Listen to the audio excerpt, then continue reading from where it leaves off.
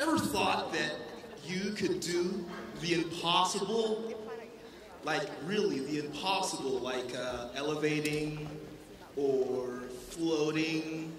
Yeah, floating. But the forces of gravity tell us that this is impossible, right? Right? Right. I'm a man that's good with descriptions, and my ideas ricochet. I give and take from the best situations, and I find it easy to articulate, and being a mouthpiece revealed a huge secret that I didn't know where I was going. Then the question arose, what do you want to do in the future? And that's when I realized I was floating. You know, like when a car's not in gear, no accelerator, but the wheels are still rolling. What's that called again? Coasting. But don't do that on your driving test though, because you'll fail. It seems life is a test that I'm failing. I've been floating so long, all because I don't have a destination. And deep down, I know that I'm destined for greatness. The pain of discipline or the pain of regret. A simple case of listening to earn some respect. Floating in regret. I didn't think about the cause and effect. The fact that I was floating, I couldn't accept. Sitting at home claiming I was writing, when I should have gone block workout to tone up my pecs. But I convinced myself that I was writing. So I decided that I'd not go in church, as if I was not in a zone full of stress. I needed the inspiration. God gave me the invitation, because His source is the best. Sat there mistaken for remorse on my chest, like His presence wouldn't have tore up my flesh on a joke thing. But I convinced myself that I was writing. So a night in would have been fine, right? Who was I kidding? I was floating. I sat there for 6 hours and only wrote 6 lines, hoping that in time the words will come. I should have wrote the girls' poem 6 weeks before this. I was strolling. Plus I hadn't drove for 6 months, so I was walking. Wishing I was balling. Rather than celebrating, I was soaking on areas where my life is appalling. Thinking about how I should be rising. Instead, I was falling and sinking. It gets worse when you're the main character and you've got an audience. When you've got people that want to see you like an eagle soaring or a proud lion roaring, but they soon become your insubordinates. In other words, people that check your progress and connect the coordinates and start to criticize. Watching you from a bird's eye view, but this body of mine, you've never been inside.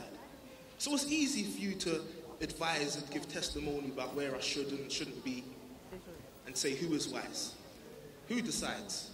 Them or me? What I do and if I like it. What car I drive and if I should be driving. What age I get married and vet who my wife is. Whose life is it anyway? Now I ask you this because you're controlling. Are you genuinely concerned, constantly coaching? Or are you this way because you don't want to see me floating? Without realizing I get like these people, noticing who's floating. We can notice everyone else's performance and not notice our own thing. We tell them to stop making excuses and should stop moaning. But do we know how they're coping? I said this to Kareem.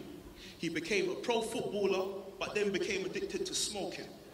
So now he's floating, trying to get his life back on track, seeing his old teammates on pictures and posters, driving Range Rovers. Wow, what I witnessed is corrosive. And now his dreams have eroded. So now I'm trying to create a big bang so we see the explosion, where 2 atoms collide, potential versus pride, provide emotion, which is like the ocean, with speedboats exploring and boats tied to the harbour. What have you chosen? What would you rather? The pain of discipline or the pain of regret? A simple case of listening to earn some respect, in floating in regret. I didn't think about the cause and effect. The fact that I was floating, I couldn't accept. Sitting at home claiming I was writing. When the truth is, I've never been more indecisive, inconclusive. I've never done this much hiding. So incompetent. I lost my confidence. Self-pity was my oxygen. After some sincere confession, I made some amendments. Paid attention to the fact that my purpose is pending. I said ta-ra to the situations I was bound in because I was no longer floating. I was drowning. But my life entered a better section when I realized the power inside me is called resurrection. I never once saw Jesus float, except the time he walked on water. He never gave up through the torture. He never stopped until his work was complete. I really hate behaving obsolete because that's looking down, facing defeat. Then I looked up beyond the tallest of trees and I heard, Jordan, you have to agree, make this decree and say floating. That's no longer me. Amen. Thank you.